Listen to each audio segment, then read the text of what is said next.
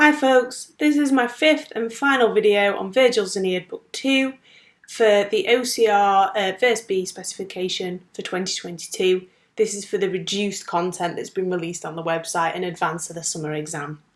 So today we're going to look at the appearance of Creusa's ghost, we'll read the Latin and we'll look for effects, comparing it to the English.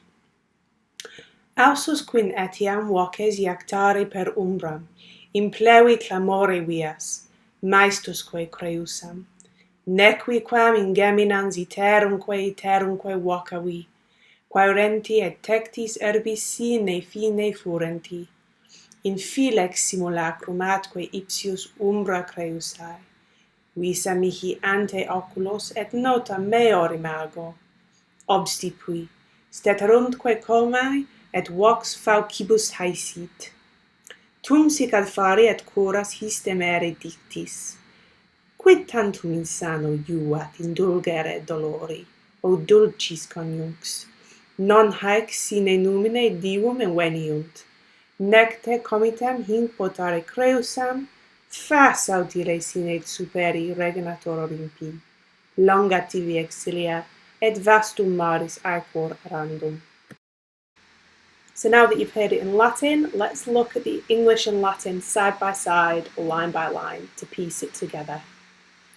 Nay, I dared even to cast my cries upon the night. I filled the streets with shouts, and in my misery called Creusa, again and again, in vain, repeatedly. So we can see, if we look closely at the passage, we've got ausus, me having dared, perfect passive participle, to cast my cries, iactare, to throw, voces, my cries like vocal, per umbram, through the shades, and we've seen umbra before, where we get umbrella from. Implevi, to fill, clamore vias, the streets, clamore, with my cries. And we have Creusam at the end. Nequi quam, in vain, ingeminans, repeatedly. Now, ingeminans is like Gemini, twinning. So twinning, iterumque, again and again, vocavi, I called. We see that, let's look at the next bit. As I rushed in my quest madly and endlessly among the buildings of the city, the sad phantom and ghost of Creusa herself appeared before my eyes, a form larger than usual. I was shocked, my hair stood up, and the voice choked in my throat. So again, quaerente is searching and seeking. Terctis herbis, the roofs of the city. Sine fine, without end. Fine is finish or end. Furente, like madly or blazing, we would say, but here they've gone for madly. In felix, the unlucky, umbra, shade, Creusae, genitive, of Creusa.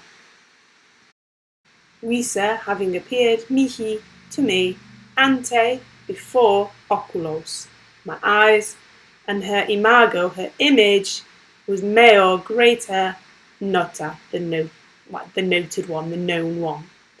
Obstipui, I was shocked. Comae is hair, steterunt, so the hair stood up.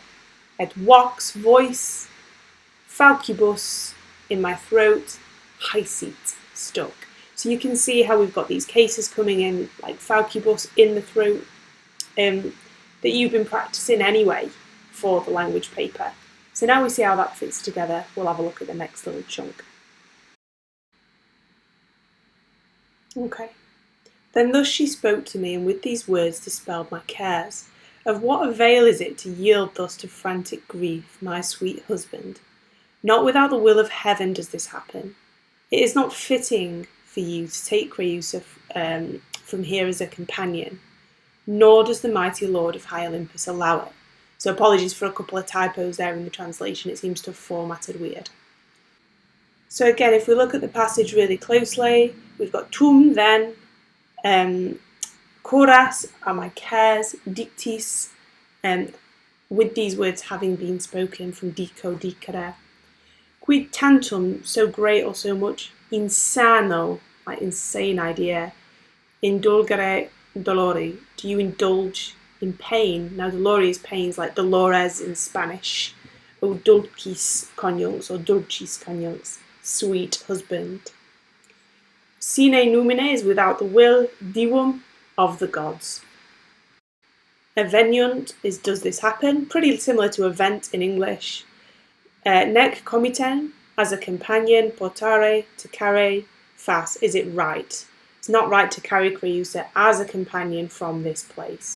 So now we see how it fits together a little bit. Let's have a look for some effects, okay, in the passage in the Latin. These are things we're going to be looking for. Voces iactare in plui clamore vias. We've got quite poetic phrasing here because we've got to throw my voice and to fill the streets with cries. We've got nequiquam, which is in vain, and that's part of Virgil's idiolect. We've seen that a number of times before. We've got iterumque, iterumque, we've got repetition, and a specific type of repetition that I'll show you in a moment. Saying repetition is fine. If you can find a more specific term, even better, and I'll show you that in a sec.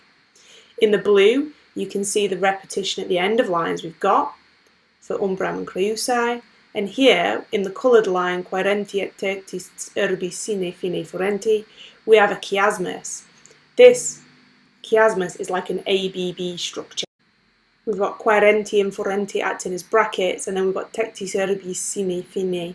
These sounds on the inside like ABBA sort of structure. Quaerenti et tectis urbi sine fine furenti makes the passage sound relentless. The search is relentless. Okay, we've got ante oculos and obstipui, the physical reaction that Aeneid has to the appearance of Creusa. We've got direct address from Creusa herself, so insano iuat indulgere includes some assonance as well, that repeated vowel sound for pace. Udulcis conjuncts is apostrophe, because she addresses him directly. Eveniunt is enjambement, because the verb goes over the line. For suspense and for emphasis, it's not possible. Eveniunt. And then we have as well in the final few lines, numine divum fas Olympi, so this semantic field of the will of the gods, of divine will. If we look at that all together, we've got quite a number of effects in this passage to look at. So we've got poetic phrasing at the top with voces iactare in plui clamore vias.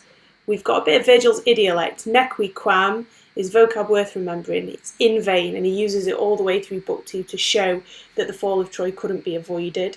We've got chiasmus, and we've got that more interesting form of repetition, epizeuxis, iterumque, iterumque. It's when you repeat things side by side. So again and again is side by side, and that's why it's epizeuxis. If in the exam you simply say repetition, that's fine, but a more interesting form of it is even better. You've got his physiological reaction, and then things you're more used to. So the enjambement, the semantic field, and the assonance coming in. I'm going to pop the English up for you to have a look at the full comparison of Latin and English, but don't forget to watch back through the video, pause it, practice analysing bits of the passages yourself to see how they compare. Right, Passions and Poisons will be coming later on in May half term. Best of luck with your revision.